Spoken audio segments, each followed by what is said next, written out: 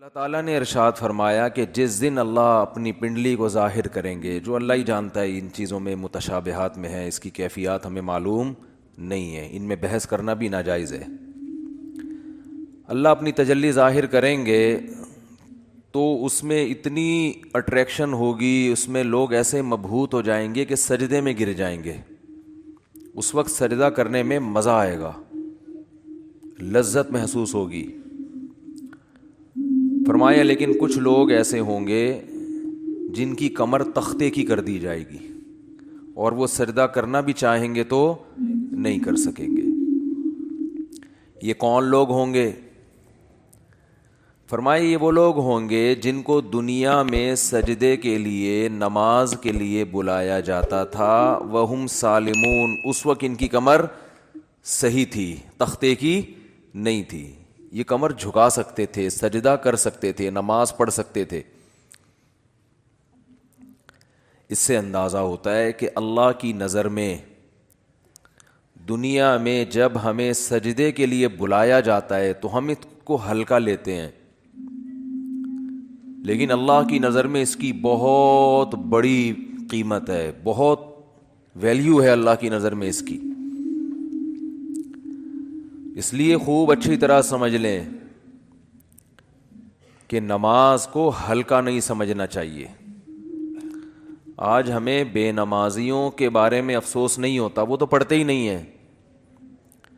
نمازیوں کے بارے میں افسوس ہوتا ہے کہ جو نمازی بھی ہیں نا، تو وہ بھی اپنی نماز کی ایسے حفاظت نہیں کرتے جیسے اللہ نے حکم دیا ہے۔ انہوں نے بھی ایک سائیڈ میں ایک چیز رکھا ہوا ہے کہ جب سارے کاموں سے فارغ ہو گئے تو چلو کیا پڑھ لیتے ہیں، نماز پڑھ لیتے ہیں۔ یہ جو قرآن میں اللہ نے فرمایا یوم وہم کیا ہے، یوم یکشف عن ساق ویدعون الی السجود فلا یستطیعون خاشعۃ ابصارهم ترہقہم، نہیں، یہ آیت میں یوم یکشف عن ساق ویدعون الی السجود فلا یستطیعون، آگے کیا ہے، خاشعۃ ابصارهم ترہقہم ذلہ وقد كانوا يدعون الى السجود وهم سالمون۔ فرمایا دنیا میں انہیں سجدے کے لیے بلایا جاتا تھا، تو یہ کب بلایا جاتا ہے؟ اذان۔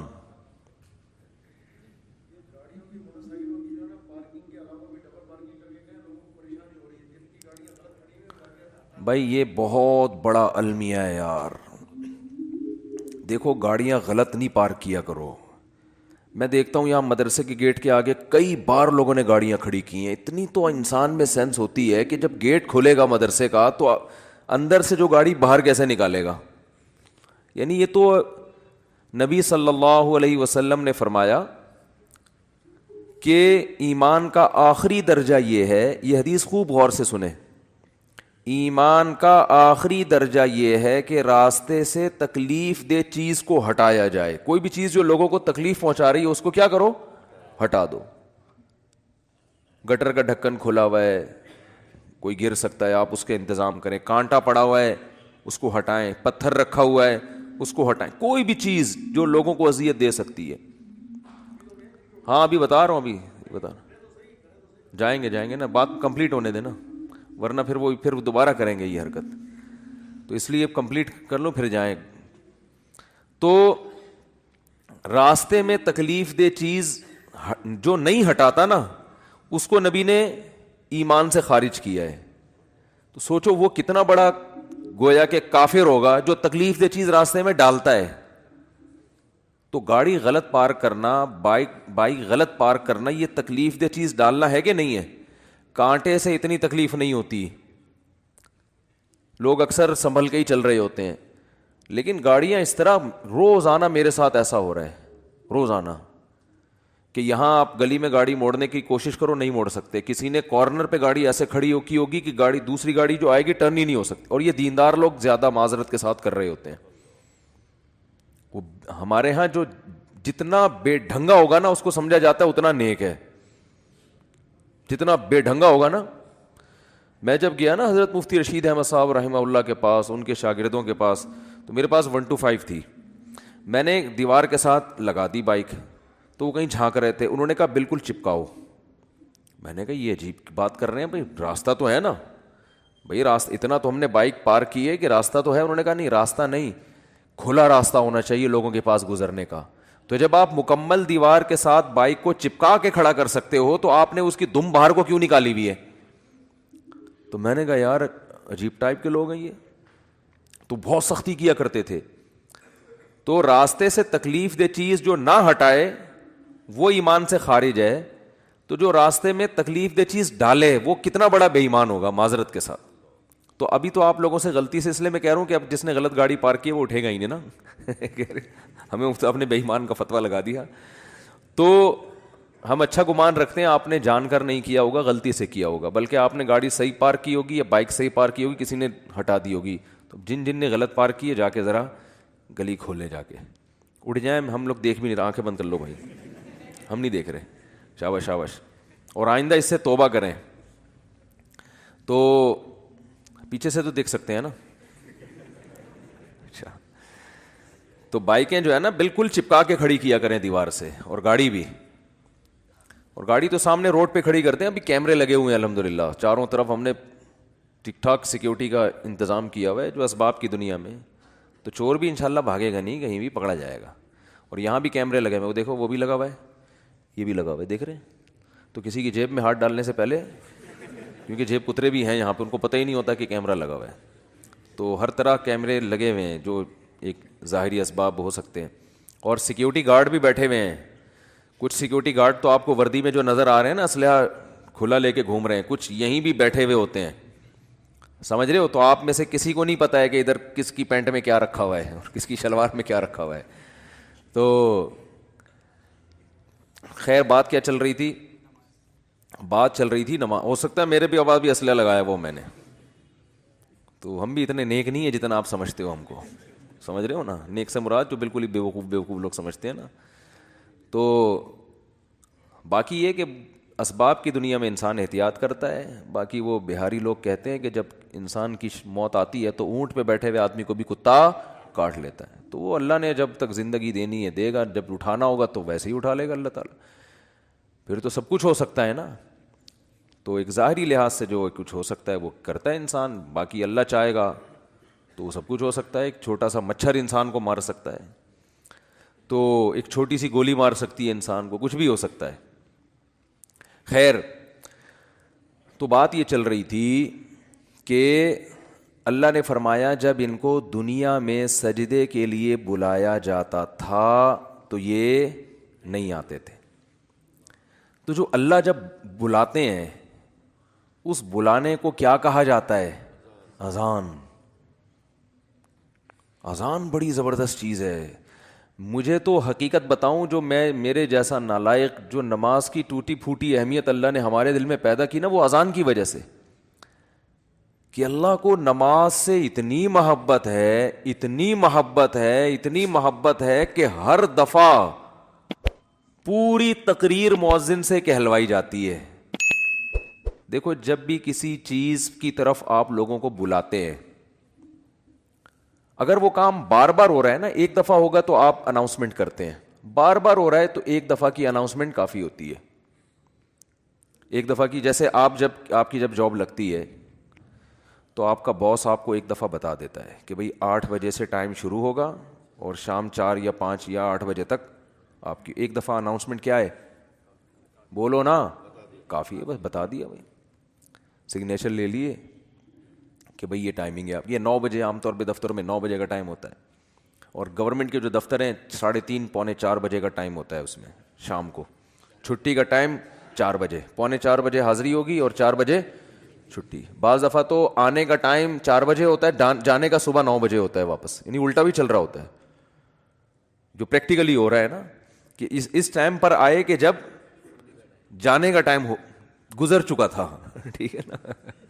4 بجے جانے کا ٹائم تھا, 5 بجے پہنچ رہے ہیں. تو گورنمنٹ میں اللہ کا شکر ہے بہت ساری ہمارے ہاں سہولتیں ہیں الحمدللہ. تو ابھی بات سے بات نکلتی ہے, چھوڑو اس کو یار. بات تو سجدے کی چل رہی تھی نا. تو اللہ تعالیٰ نے، ہاں میں یہ عرض کر رہا تھا کہ آپ کو ایک دفعہ بتا دیا جاتا ہے بھائی یہ ٹائم ہے، اس پہ آ جانا. اب یہ تو نہیں ہوتا کہ جب 8 بجیں گے یا 9 بجے کا ٹائم آفس میں دیا ہے تو باس آپ کو فون کر کے بتا رہا ہوں آ جاؤ ٹائم ہو گیا ہے. کبھی ہوتا ہے ایسے؟ نہیں ہوتا نا. کیوں نہیں ہوتا؟ ان کو پتہ ہے خود آئے گا. اس لیے کہ کیا ملتا ہے سال کے آخر میں؟ روکھڑا ملتا ہے. روکھڑا ملے گا تو سارے کام ہوں گے، عزت بھی ملے گی، ترقی ہوگی آپ کی. دیکھا جاتا ہے نا پرائیویٹ اداروں میں تو دیکھا جاتا ہے، گورنمنٹ میں دیکھا جانا چاہیے کہ یہ اس کی حاضریاں کتنی ہیں اور کتنا کس نے کام کیا ہے. لہذا ان کو موٹیویٹ کرنے کے لیے آپ کو بار بار اناؤنسمنٹ کی ضرورت نہیں ہے. بار بار اناؤنسمنٹ کی ضرورت نہیں. ایک دفعہ اعلان دوبارہ کریں گے تو آپ ان کو بیوقوف بولو گے، یار بس سر آپ نے بتا دیا نا 9 بجے کا ٹائم ہے، بس کیا ہے بار بار بھونپو لے کے گھر پہنچ جاتے ہو ہیں، لاؤڈ اسپیکر لے کے میرے دروازے پہ کھڑے ہو 9 بج گئے ہیں. یہ جو سحری جگانے والے آتے ہیں نا، مجھے ان سے اسی وجہ سے الرجی ہے. او بھائی ہمیں پتہ ہے یار سب کو جس نے روزہ رکھنا ہے وہ اٹھ جائے گا. اب وہ پھر وہ جو گھومنا شروع کرتے ہیں محلے پڑوس میں، ایک گھر کا نمبر رات 2 بجے آ رہا ہے، دوسرے کا نمبر رات 4 بجے آ رہا ہے. سحری کا ٹائم 4 بجے شروع ہو رہا ہے تو 2 بجے ان کو کیوں اٹھا رہے ہو؟ یہ تو ایک بس عجیب سی ایک حساب کتاب ہے. تو خیر بار بار اناؤنسمنٹ نہیں کی جاتی، بار بار یاد دہانی نہیں کی جاتی. اور اللہ نے بھی باقی عبادتوں میں ایسے ہی کیا. رمضان کے مہینے کے بارے میں قرآن میں 2 آیتیں ہیں. ایک تو ہے فمن شہید منکم الشہر فلیصم. اللہ نے فرمایا ایمان والو تم پر روزے فرض کیے گئے جیسے کہ تم سے پہلی امتوں پہ فرض کیے گئے تھے. وہ فرض ہو گئے نا. دوسری آیت کیا؟ کب فرض ہوئے؟ شہر رمضان الذی انزل فیہ القرآن. رمضان کا مہینہ ہے. فمن شہید منکم الشہر فلیصم. جو پچھلی آیت میں اللہ نے فرمایا نا کہ روزے فرض ہوئے، تو اگلی میں بتا دیا کون سے مہینے میں؟ رمضان. جو رمضان کا مہینہ پائے اسے چاہیے کہ روزے رکھے. ایک دفعہ اناؤنسمنٹ ہوئی ہے بس، اس کے بعد دوبارہ قرآن میں اناؤنسمنٹ نہیں ہوئی. اور جب رمضان کا مہینہ آتا ہے تو پھر اسلام میں حکم بھی نہیں ہے کہ یاد دلاؤ. مؤذن کو حکم کہ تمام حضرات سے گزارش ہے کہ رمضان کا مہینہ آ گیا ہے اور اللہ کی طرف سے اعلان ہے کہ اس مہینے میں سب روزے رکھو. کوئی اللہ کی طرف سے ایسی اناؤنسمنٹ ہوتی ہے؟ بھائی مسجد کے امام اپنی ذمہ داری پہ کسی کو یاد دلا دیں روزہ رکھو، ترغیب دیں، وہ ان کا کام ہے. اللہ نے کوئی لگے بندے الفاظ نازل نہیں کیے. لہذا مسجد کا امام یاد نہ بھی دلائے تو بھی کوئی گناہ گار نہیں ہے. اللہ کہتے ہیں میں نے قرآن میں جب بیان کر دیا نا بس صحیح ہے، سن لیا ان لوگوں نے، کافی ہے. حج کے بارے میں ایک آیت ہے قرآن میں جس میں فرضیت کا ذکر ہے. وَلِلَّهِ عَلَى النَّاسِ حِجُّ الْبَيْتِ مَنِ اسْتَطَاعَ إِلَيْهِ سَبِيلًا. لوگوں، اللہ کے لیے لوگوں پر لازم ہے کہ وہ بیت اللہ کا حج کریں جو وہاں جانے کی استطاعت رکھتے ہوں. وَمَنْ كَفَرَ، جو استطاعت کے باوجود نہیں جائے گا، فَإِنَّ اللَّهَ غَنِيٌّ عَنِ الْعَالَمِينَ، اللہ کو اس کی پرواہ نہیں ہے. ایک آیت جس سے فرضیت ہے، دوسری آیت نہیں ہے. یہ تو ہے کہ ابراہیم علیہ السلام نے یوں کہا تھا، حج کے لوگوں کو کہا تھا کہ حج کرو.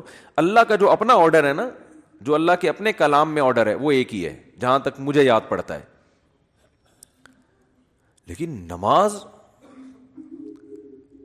ایک تو قرآن میں جگہ جگہ بھر دی اللہ نے نماز کو. جہاں ایمان والوں کی صفات نماز پڑھتے ہیں.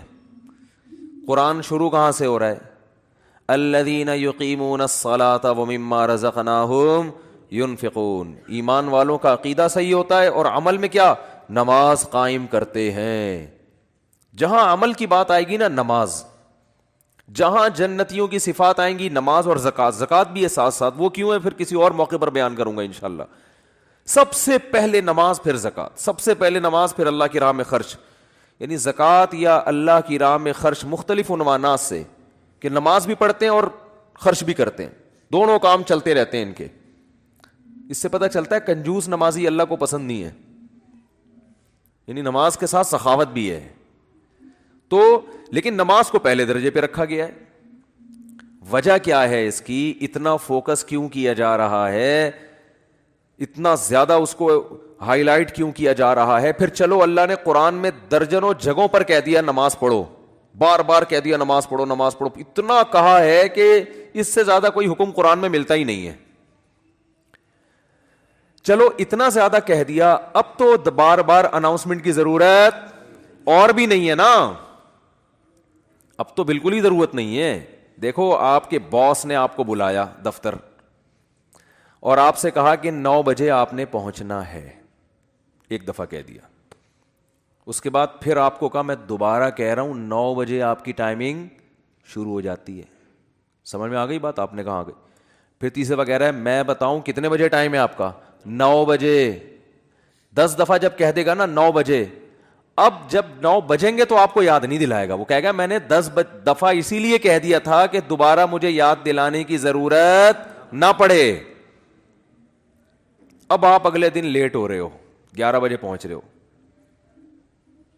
تو وہ کہہ رہا ہے, وہ کہے گا کہ آپ کیوں لیٹ آ رہے ہو؟ آپ کو سر آپ نے 9 بجے مجھے یاد نہیں دلایا. وہ کیا کہے گا باس کہ بھائی جو پہلے دن میں نے 10 دفعہ کہا تھا نا 9 بجے, وہ اسی لیے کہا تھا کہ ایک دفعہ کہنا کافی تھا, مگر 10 دفعہ اس لیے ریپیٹ کیا تھا کہ دوبارہ یاد دلانے کی ضرورت نہ پڑے. آپ یہ نہ کہو کہ میں بھول گیا تھا. بہت مشکل ہے سمجھانا, بہت مشکل ہے. تو جب اللہ نے نماز کو سینکڑوں دفعہ ریپیٹ کیا قرآن میں, تو اب تو ہر وقت یاد دلانے کی بالکل بھی ضرورت نہیں تھی. کمال ہے بھائی, اللہ نے کیا فرمایا کہ اتنا یاد دلاؤ کہ پیدائش سے لے کے موت تک اذان ہی سنتا رہیے بیٹھ کے. پیدا ہوا تو کان میں اذان دلوائی, اس کے پیدا ہوا تو کان میں اذان, نماز کی طرف دعوت, حالانکہ سمجھتا نہیں ہے بچہ, ایک حرف بھی سمجھ میں نہیں آتا اس کے اذان. بچہ تو نہ سمجھ ہوتا ہے, اس کو کیا پتا چلتا ہے میرے کان میں کیا ہو رہا ہے. لیکن جب بڑا ہوتا ہے نا تو اس کو یہ جب یاد دلایا جاتا ہے کہ تیرے کان میں بھی اذان دی گئی تھی, دوسروں کو دیکھتا ہے تو اس کو پتا چلتا ہے کہ اللہ نے ابھی سے یاد دلا دیا ہے. تو پیدا ہوا ہے تجھے بتایا کہ نماز نہیں چھوڑنی, تو نے نماز نہیں چھوڑنی ہے تو نے. پھر فجر کے وقت الگ بلایا جا رہا ہے, جب ظہر کا ٹائم آتا ہے الگ. اچھا اللہ نے نماز کا بھی ذکر کیا اور ٹائمنگ بھی قرآن میں بتا دی. اقیم الصلاۃ لدلوک الشمس الی غسق اللیل, نماز کو قائم کرو سورج کے ڈھلکنے کے اوقات میں اور رات کے اندھیروں میں بھی. اس میں پانچوں نمازیں آ گئیں. سورج میں جب کوئی بڑی تبدیلی ہوتی ہے نا تو اس کو ڈھلکنا کہتے ہیں. سورج میں جب بڑی تبدیلی ہوتی ہے, فجر کے وقت سورج کیا اندھیروں سے نکل کے روشنیوں کی طرف, جب لائٹ مارتا ہے نا سورج مشرق سے. دیکھو کوئی گاڑی, آپ کسی گاڑی کا انتظار کر رہے ہو یار, وہ دولہے کی مثال دیتے ہیں, اس کو بات سمجھ میں آئے گی. دولہا بارات کے انتظار میں ہال میں بیٹھا ہوا ہے, بارات آ رہی ہے کہ نہیں آ رہی ہے, ٹائم دیکھ رہا ہے یار لیٹ, پہلی میں بہت لیٹ ہو گیا, مفتی صاحب کا بیان سن کے تو 45 سال میں شادی کر رہا ہوں, اوپر سے بارات لیٹ ہے. تو وہ فوراً دیکھتا رہے گا کہ بھئی ایک دم بسوں کی لائٹیں جو ہے نا گلی کے نکڑ پہ بس نظر نہیں آتی, لائٹنگ پہلے ہوتی ہے نا, لائٹنگ سے اندازہ ہو جاتا ہے کہ اب بارات پہنچنے والی ہے. پھر پٹاخے وٹاخے بعد میں. تو سورج کیا ہے ایک دم غائب ہو جاتا ہے, اندھیروں میں دنیا ڈوب جاتی ہے. تو سب سے پہلے جو لائٹ مشرق کی طرف ظاہر ہوتی ہے, جو لائٹ یعنی اس طرح ہوتی ہے, وہ ایک تو عمودی لائٹ ہوتی ہے نا, عمود کو کیا کہتے ہیں؟ پرپینڈیکولر کہتے ہیں. ہم تو ٹریگنومیٹری پڑھ کے بھول گئے یار. ہاں ہاریزینٹل, میں لفظ بھول گیا ہوں, ہم نے بہت پڑھی ہے. ہاریزونٹل ایک ہوتا ہے, پرپینڈیکولر ایک ہوتا ہے بیس کہتے ہیں اس کو. بال چھوڑ, ٹریگنومیٹری پھر بعد میں پڑھیں گے. بھی ایک لائن, ایک روشنی یوں آتی ہے, پھر ایک روشنی ایسے. جو یہ روشنی ہے نا اس کو صبح کاذب کہتے ہیں. صبح کاذب, یہ جھوٹی صبح ہے, یہ اس کی علامت نہیں کہ سورج آ رہا ہے ابھی.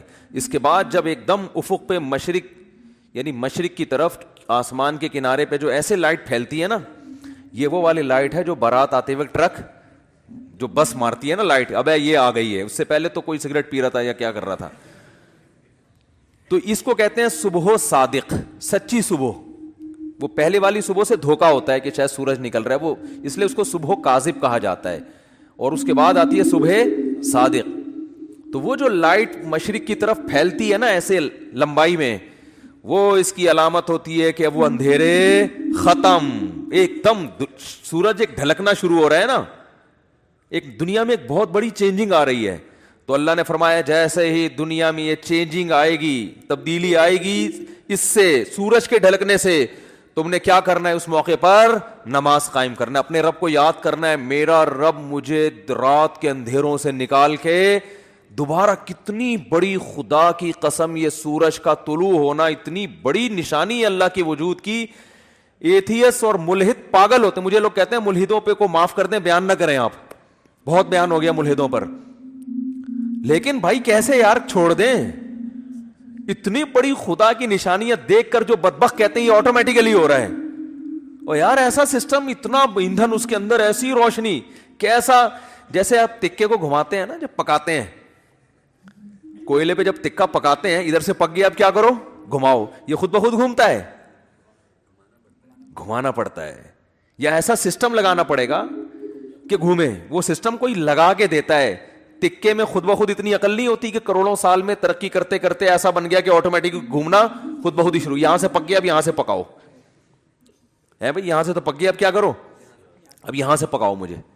تکا خود بخود کروڑوں سال میں بھی اتنا ذہین نہیں ہوتا. تو یہ سورج اور زمین اتنے ذہین کیسے ہو گئے کہ سورج گیا اور پوری دنیا کو لائٹ دیتا دیتا، ساری دنیا میں کی فصلیں اگاتا، وٹامن ڈی پرووائڈ کرتے کرتے کرتے کرتے ابھی سورج امریکہ والوں کو نواز رہا ہے. اس وقت یہاں رات ہو رہی ہے نا، امریکہ میں دن ہے، سورج وہاں جا کے گوروں کو وٹامن ڈی دے رہا ہے، ان کی فصلوں میں جان پیدا کر رہا ہے.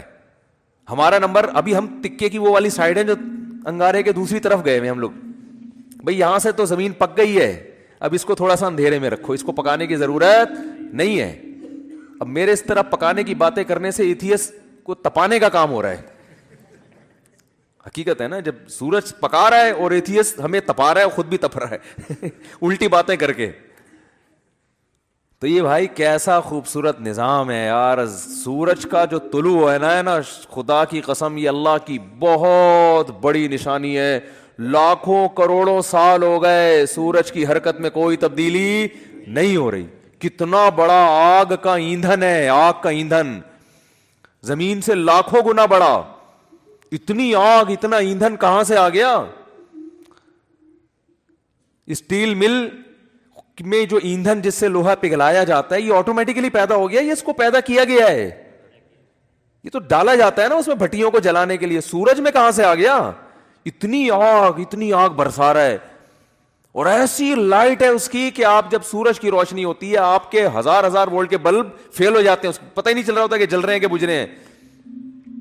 تو کیا تن تناتا ہوا شان کے ساتھ مشرق سے نکلتا ہے. تو اللہ نے کہا ابھی نکلنے سے پہلے پوری دنیا کا نظام چونکہ چینج ہو رہا ہے، اندھیروں سے ڈوب کے تم روشنیوں کی طرف آ رہے ہو.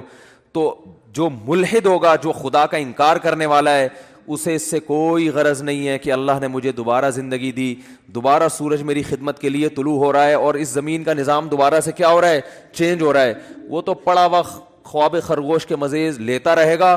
کافر خدا کو یاد نہیں کرے گا. اور جو خدا کو مانتے ہیں، جو مشرک ہیں، وہ مندروں میں جا کے بتوں کے سامنے جھکیں گے، حالانکہ وہ تو خود پیدا کیے ہوئے ہیں ان بتوں کو اللہ نے. تبھی قرآن کہہ رہے لا تسجدوا للشمس ولا للقمر، سورج اور چاند کی خدمت کو دیکھ کے ان کو سجدہ مت کرو. واسجدوا للہ الذی خلقہن، سجدے کے لائق وہ خدا ہے جس نے سورج اور چاند کو بنایا ہے. ہندو کہتا ہے گائے ہماری بڑی خدمت کرتی ہے، گائے ہماری ماں ہے، ہمارا بھگوان ہے. او بھائی، جس خدا نے گائے کو تمہاری خدمت کے لیے بنایا ہے وہ ہے تمہارا اصل بھگوان، وہ ہے تمہارا اصل معبود. یہ گائے بنی نہیں ہے، بنائی گئی ہے. ایک میکینک نے گاڑی بنا کے آپ کو گفٹ دے دی، گاڑی کا شکریہ ادا کر رہے ہو آپ ہیں؟ بے وقوفی ہے یا نہیں ہے؟ ایک سائنٹسٹ نے گاڑی بنائی اور آپ کو دے دی، لو بھائی چلاؤ. ریوو بنائی، ریوو اس لیے کہہ رہا ہوں کہ مثال تو اچھی دینا آدمی. میں نے کہا ہے نا کہ دیکھو بعض لوگ جو غریب ہونا تو کوئی برائی ہے نہیں. ہمارے نبی صلی اللہ علیہ وسلم دنیا کے مسکین تھے. سوچ کا غریب ہونا کیا ہے؟ نقصان دہ. اس لیے میں انڈے والے برگر کی مثال نہیں دیتا، مثال ہمیشہ زنگر برگر کی ہوگی. کیا کھاؤ بے شک انڈے والا برگر جیب میں دیکھو پیسے ہیں تو انڈے والا کھا لو، زنگر کے ہیں تو لیکن مثال ہمیشہ کس کی دو؟ زنگر کی. تو مثال اچھی گاڑی کی دینی چاہیے. اور اس میں ایک اور حکمت بھی ہے جو کبھی اور کسی اور وقت بتائیں گے انشاءاللہ. تو آپ کو کسی نے, کمپنی نے ریوو دے کے نا آپ کو گفٹ دے دی, لے بھائی.